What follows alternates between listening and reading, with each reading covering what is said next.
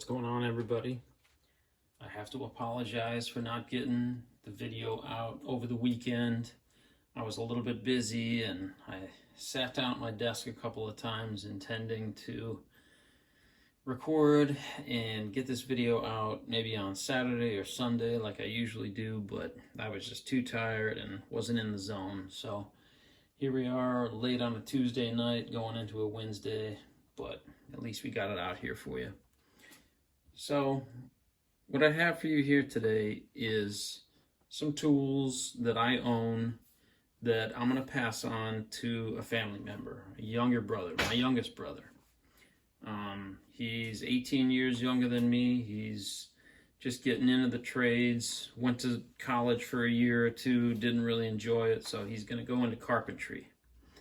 So I texted him the other day because I heard he was going into carpentry, and I said, let me see a picture of all the tools you have so that I can give him whatever he doesn't have. And he texted me back and said, bro, I have nothing.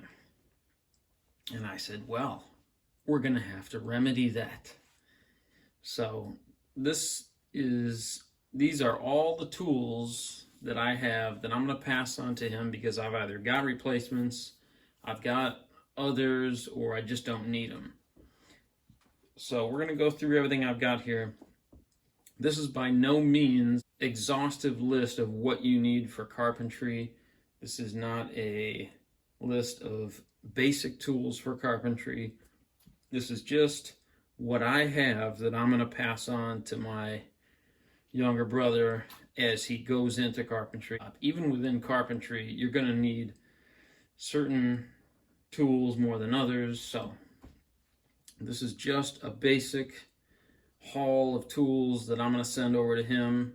Some of them deal with carpentry, some of them are general tools, and we're just going to go through it here. So I'll start with the big stuff. We'll start out with some hammers.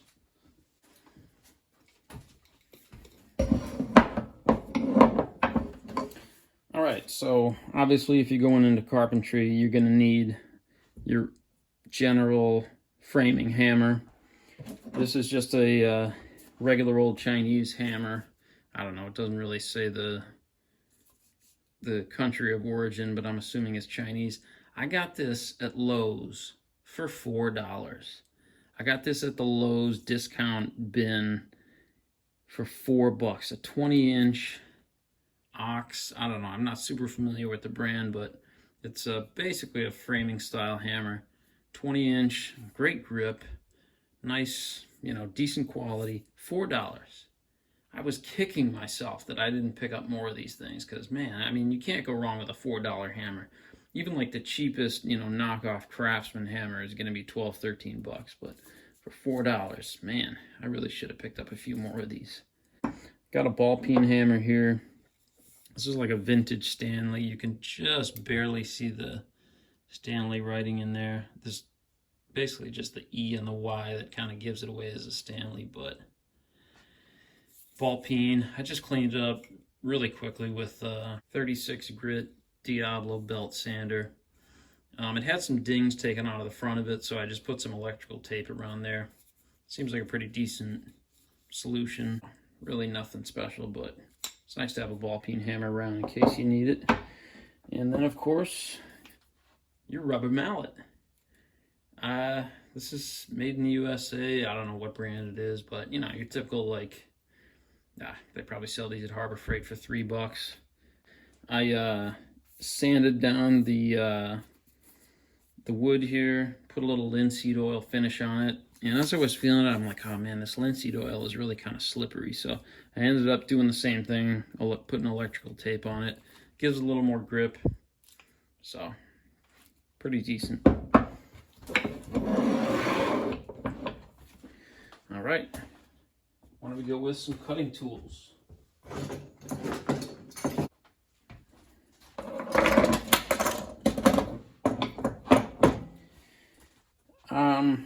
Again, this is not carpentry focused necessarily. This is just what I had laying around to give to my brother to help him. previous to doing carpentry, he had done some landscaping, so I figured, I got like 4 of these brush saws laying around. They sell these at Harbor Freight or wherever. This is actually kind of a nice one. It's actually longer than the standard one that you'll get at Harbor Freight. This is like an 11-inch blade, but got that for like cutting brush, cutting whatever. Got a drywall saw, Irwin, standard, nothing special. This I got at an estate sale. This is a Stanley Rasp, I believe is what you call that. It's not in great shape, a little bit rusty, but if he needs it, he'll have it. And then we got a couple razor knives, Husky, like a pocket knife type thing. And then your old standard. It's not the Stanley 199, but it's the like more modern version of it.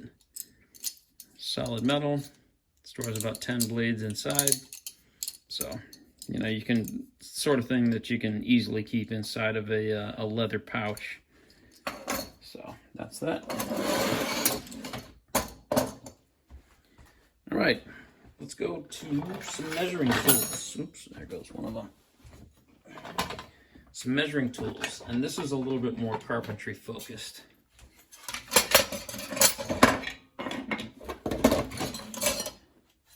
So just your standard Harbor Freight Carpenter square.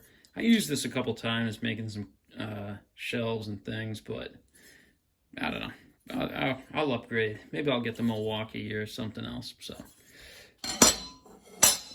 then the Carpenter square. This is a Johnson. Good shape, looks good. Little 6-inch ruler from is that General? Yeah, General.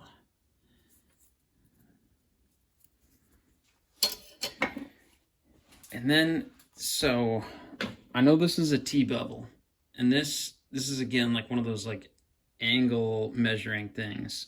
I don't know what the proper name is for this. Somebody will drop it in the comments, but you know, it's just like one of those carpentry angle things.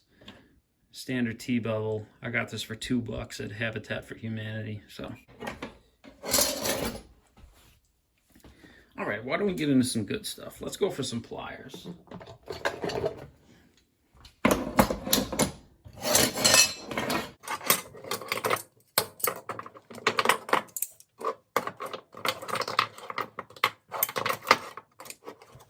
All right, so I went through a phase where I thought Milwaukee was the bee's knees, and I bought a whole bunch of Milwaukee hand tools.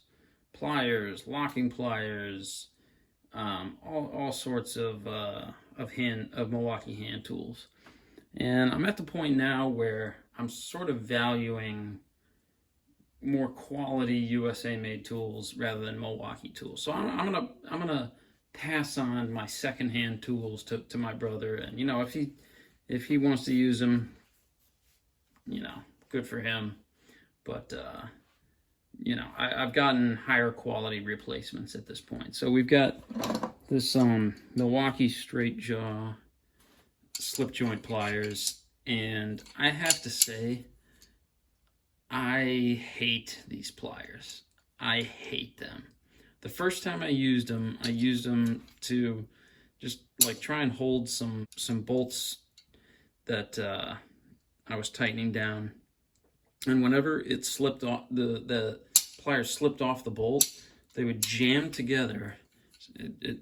More when they're a little bit expanded here, but when they jam together and they'd get twisted like that. And you can't free it. I can free it now, but when you really jam it hard, like when you're doing a job and they jam together, it's hard to get them freed. And it was so annoying because I kept jamming them together over and over again. I know these are meant to be like pipe scoring things, but oh my gosh, every time I got them to stick together like that, it just annoyed the crap out of me because I had to take my other hand off of holding the workpiece and, you know, free them apart, reset them, and then go back to what I was doing. So I'm dumping these on him. I hate these things. We got a little set of 7-inch Milwaukee locking pliers here. Pretty straightforward. They do a decent job. And then I've got these needle nose pliers. I actually really, really like these. These were great pliers. They served me well for a couple years, but at this point, I've just moved on to Knipex or other higher quality pliers. And then I got just some flat nippers here. Whatever, these are just Chinese made. I actually had to file down these nubs here because they were too close together to the point where the jaws wouldn't close, but I filed those off, and now the jaws can close. Standard old side cutters, whatever you want to call them. Made in, I don't know, maybe Taiwan, China. There's no name on there. They're really pretty decent quality though. Jaws are in good shape. I thought I would throw in some Craftsman slip joint pliers. These are great pliers. I like that, like the different sort of levels in the teeth. So you can like hold larger fasteners, smaller fasteners, and then like pinching small like wires or whatever. So these are great. And then I just threw in a smaller pair of Craftsman, Chinese Craftsman, smaller needle nose. Because these are really pretty big. These are like on the very larger end of needle nose pliers. These are like maybe 8-inch. So I'll throw in these smaller ones here. And then I've got a couple other tools here. This is a more traditional carpentry style nail puller, but it's vintage. It's old. I've got it fixed up now. And then this is an Estwing like nail pry bar, if you want to call it, whatever it's called. And I've got a little side story for these, a little side restoration to go with these. So we'll cut to that right now.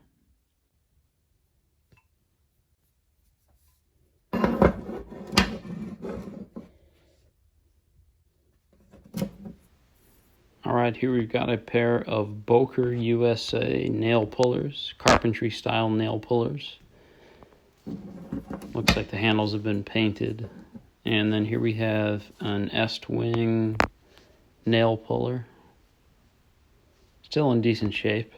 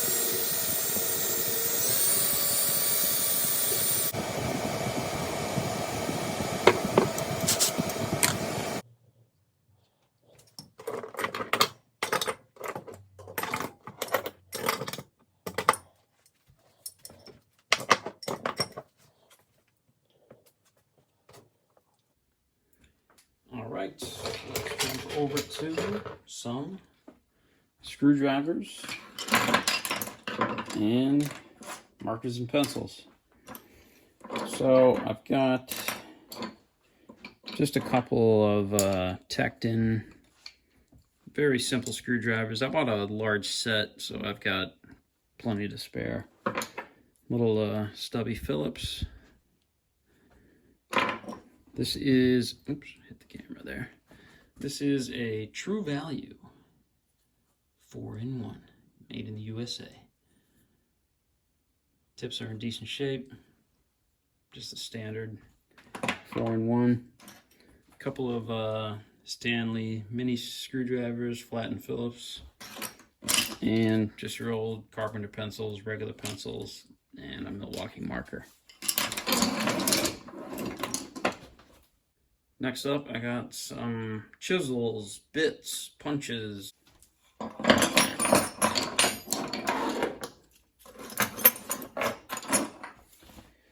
Alright, so here I've got some Fuller Unbreakable chisels. I've got a 1-inch, 3/4 inch, and a 1/2 inch.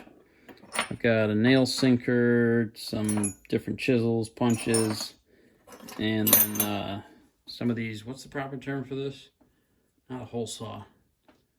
It's not a hole saw. What is this? A bit? What do you call that? I forget.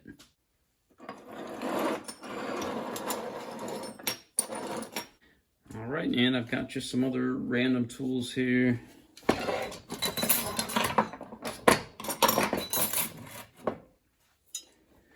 I've got just your standard old crowbar, pry bar, whatever you want to call it. I got this from Tractor Supply for, I think, $7. So it's nothing special. I replaced it with a Vaughan, a nice, like, made in the USA Vaughan pry bar. So I'll go ahead and re-gift this one. Got an 8-inch crescent adjustable, usual thing. I've since replaced this with some better USA made brands, a Blue Point, that sort of thing. So we'll go ahead and give that away. This is just your typical Warner paint tool. Got some hacksaw blades here. I have like the hand hacksaw, like the small little I have a Stanley hand hacksaw like that, which would work well with these Klein 10-inch blades, but I can't find it. It's in my truck somewhere. I gotta look for it. Just a typical Allen wrench. This is SAE. I did an audit of all of my Allen wrenches, and I have like 1 or 2 properly functioning metric Allen wrench sets. So I don't have enough to give away, or like the ones that I do have are in rough shape. So he'll have to make do with an SAE one for now. I've got this pokey thing, as Magdad calls it, 357 Magdad. This is a pokey thing. It's an awl, a vintage awl. I sanded the handle down, put some linseed oil on there, so that's in nice shape. Stanley tape measure. It's the it's not a Fat Max, but it's got the lever lock thing, so that's kind of cool. Pull it out, goes back in, bada bing.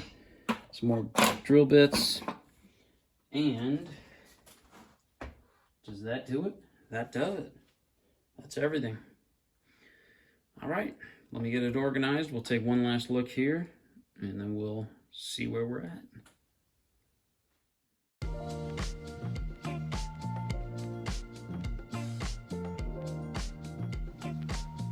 Well, it's a real pleasure to be able to help a family member out. I'm glad I can pass along these tools, and hopefully my brother can make good use of them. And for next week's video, I'm not sure if I'll be able to get it out in time, but we've got some bad news coming out of the DeWitt, Nebraska, former Irwin Peterson locking pliers production facility. Malco looks like they're going to cancel their Eagle Grip line of locking pliers. Some very unfortunate news. If I can get to it in time, we'll do it next week, but No good.